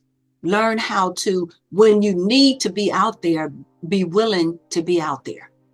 While you enjoy being at home by yourself with a book, that's not blessing anybody except you. So come out of that comfort zone. Sociability, very important. Now, we talked about traits. Now we're going to talk about personalities. What types of personalities? Because your personality is formed by the age of 5. So changing it is work, because you practice it a long, long time. If you have a child, young child, about 3 or 4, you know what I'm saying is true. You can have 3 children, they be so totally different when it comes to their personalities. And that personality is formed in that child by the age of 5. 5 factors of personality: neuroticism, extroversion and introversion, openness, experience, agreeableness, and conscientious. We are weak. And so you need to do your own self-assessment. You need to do your own self-assessment and be able to determine, where do I need to do the work? Where do I need, if I want to be an influential leader, my personality counts. What does people feel? What do they feel when I walk into a room or when I engage them in a conversation? Do they feel drained when I leave? They feel like, oh my gosh, that was encouraged by just interacting with you and your personality. Very important. So what do influential people do? What do they do when they are in the process of influencing? They communicate continuously, and look at this word, and truthfully. Because sometimes when people are trying to influence you, they'll cross over into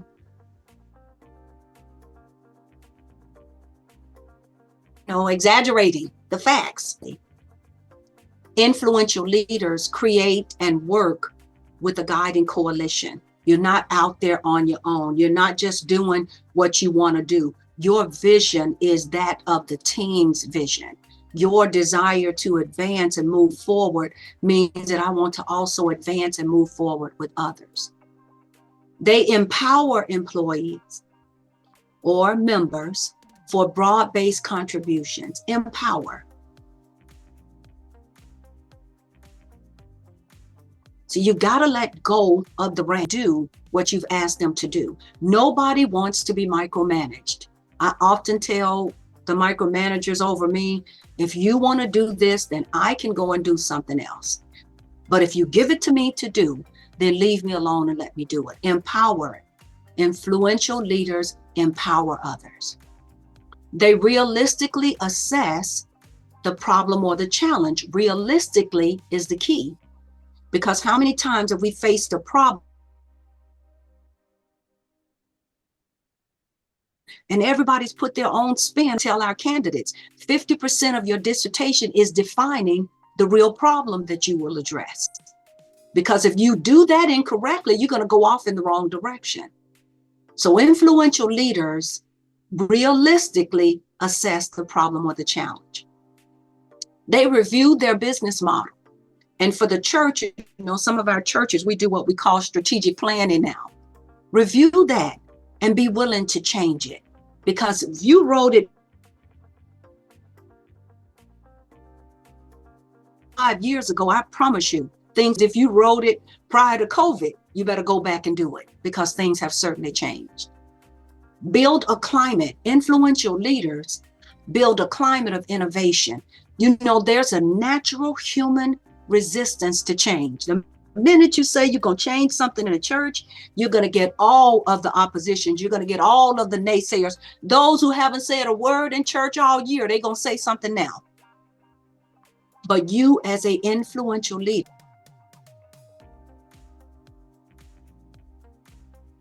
you have to build that climate of it, that climate that says, we used to do it this way, but now there's this technology that can help us to do it this way. And don't be afraid, fear not.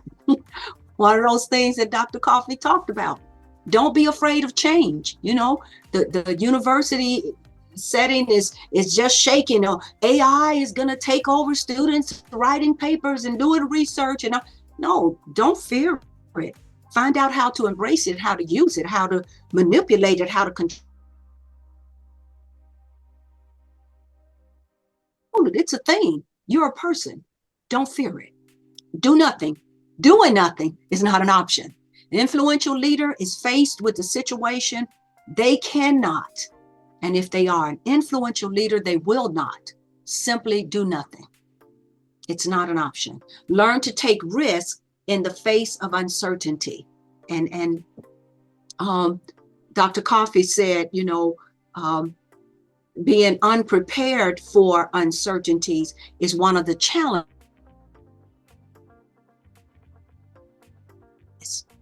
for an influential leader. So learn to take risks in the face of uncertainty, because guess what?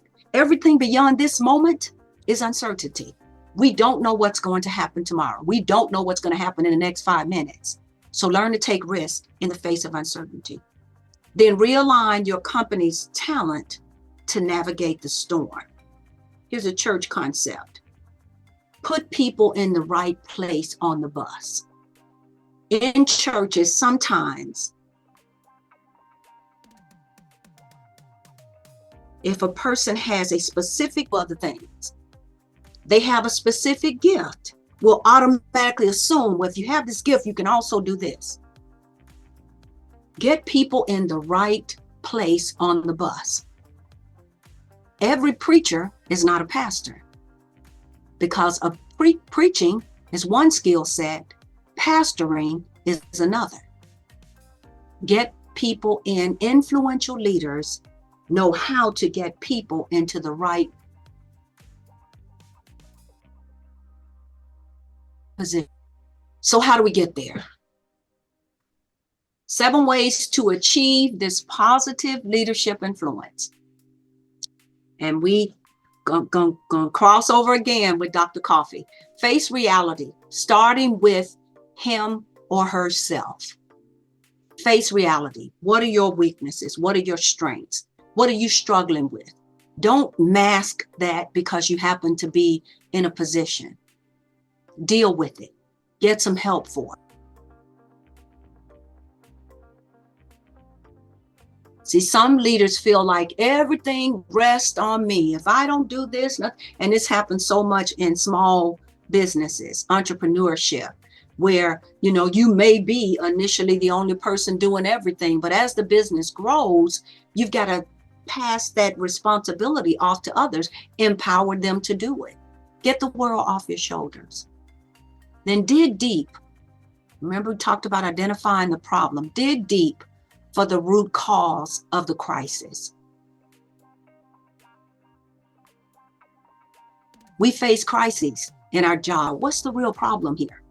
So that we're not back here again in another year. We fix it on the surface, but we're right back here again. Dig deep for the root cause. Prepare yourself and others for the long haul. Some problems are not going to be fixed quickly. Some things that you are facing in your ministry, in your church, they're not going to be, they take a long-term requirement, long-term investment. So prepare yourself for that. Prepare others for influence tomorrow. Think strategically. Think into the future. What will it look like 5 years from now, 10 years from now? The former CEO of Google said that businesses fail because they forget the future. So make sacrifices today for better influence tomorrow. Take on the difficult task and the difficult people. Because I don't know about you, but I know you should.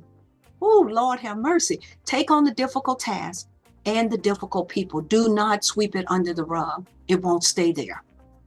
It will not stay there. And number 7, have foresight and vision for yourself, and then also have that for others, those whom you are bringing along with you. So what have I tried to cover? I gave you a little bit of my intentional leadership journey, ups and downs, failures and successes. Gave you 7 lessons from that. We looked at 2 leadership personality theories. And, you know, we argue whether leaders are made or born. They're both, because there are trait, person, and personality theories that support how we end up, how we lead, how we become influential leaders. And then 5 traits for intentionality in leadership. What do you do? What influence it? What influence leaders actually do in practice? And then 7 ways. That concludes my presentation, and I am now open for your questions.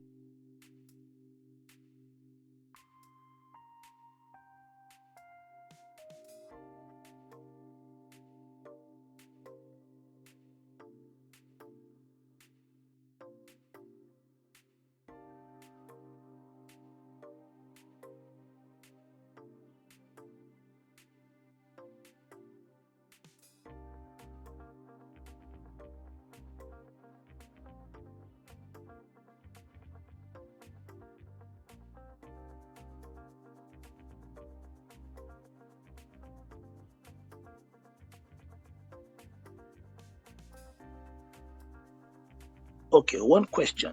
Are there specific skills required to be able to influence people?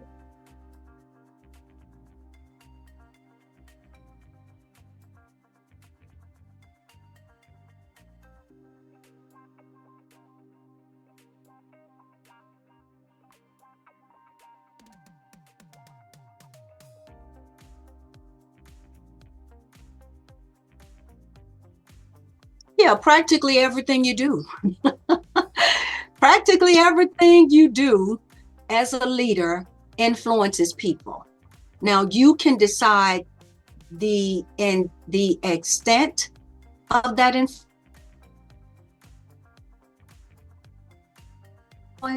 or whether that influences the people who you lead. They are seeing you, they are hearing you, they are studying you.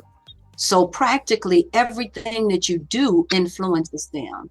Now, as a leader, you want to do the things that will positively influence them, that will encourage them. So you don't want all those things that I listed about being inconsistent and communicating truthfully, and you want to do what you say you believe. Be consistent. Influence the way that they see you as a leader, and your influence affects them. I wish it wasn't the truth, but I have seen myself under good leaders, and I've seen my performance under not so good leaders. And even though I'm as capable under the not so good leaders, the performance is never as good. You inspire me to do more. I do more. I give. I think of things before you do. I do. But on you tell me to do, I'll do enough to get by. So leaders influence. And so you decide as an influential leader, the extent of that influence, and then whether that influence will be positive or negative. That's what you decide with your actions. Does that answer your question? Oh, sure it does. Thank you. Thank you. We'll just take one more question. There's one question on the chat. It says, how do you really draw the line between proud and being self-confident? How do you draw the line between being proud and being self-confident? Yes. You know what? That's an inside job, because they can look the same, right? If you're proud, and we are proud people, we're proud, I can't be more proud of the things that our young people are doing in this world. I'm proud when I see Black and brown people performing and advancing. It makes me confidence can look the same, but only you know what's going on in your heart. Only you know that if that portrayal of confidence is to deceive someone. Only you know if that portrayal of confidence is to, I remember a leader told me, he said, well, people are like, if you play a pinball machine and you push the ball this way, they'll go that way. And if you push the ball that way, they'll go this way. And I thought that was absolutely terrible.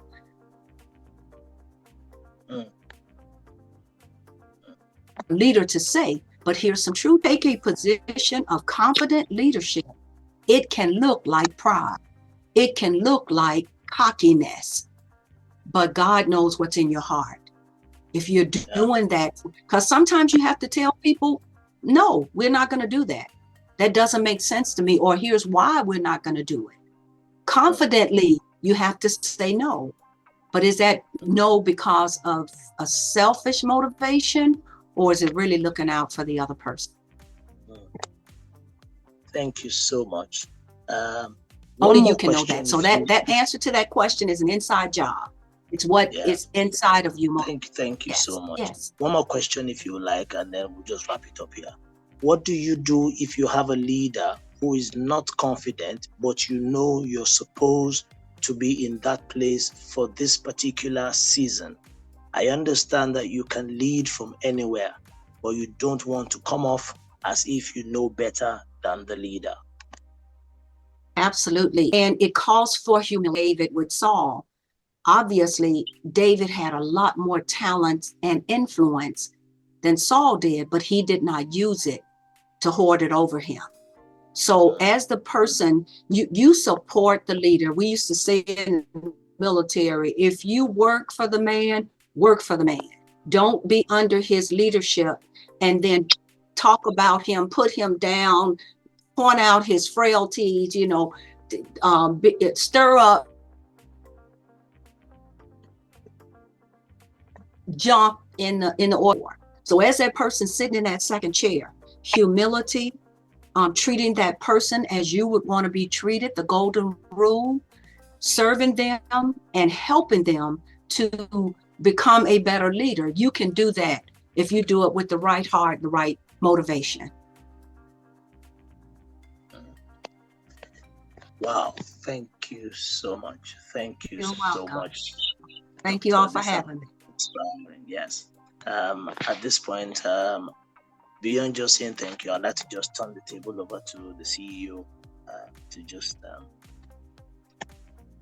take it on from there. So thank you again, Dr. Kofi. Thank you, Dr. Jordan. An amazing time. The time is well spent, and I'm telling you, we've learned so much. Is to go back, look at our notes, and start practicing everything that we've learned. And so, on behalf of the foundation, I just want to do a virtual presentation first to Dr. Kofi on behalf of George Rafa Support Foundation in recognition of your sterling words as a guest speaker at our 5th Leadership Summit. And I'll do the same for Dr. Jordan. So thank you again, Ma, for an amazing time. Thank you so, so much. Thank you, everybody. Have a lovely day. God bless you.